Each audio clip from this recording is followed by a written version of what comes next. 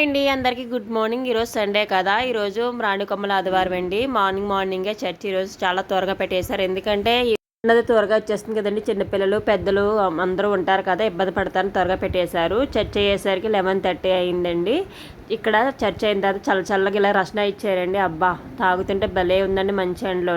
Sunday సాయంత్రం చక్కగా 6:30కి ఇలాగా మరియమ్మ గారు మూవీ వేశారండి. తెర మీద ఇలాగ మూవీ అందరూ కలిసి చైర్లోని బయట చల్ల గాలి మబ్బు బాగా వేసిందండి. చల్ల గాలి ఇలా మూవీ చూస్తుంటే అందరితో చాలా ఆనందం అనిపించిందండి. మా చిన్నప్పటి రోజులు గుర్తొచ్చాయి.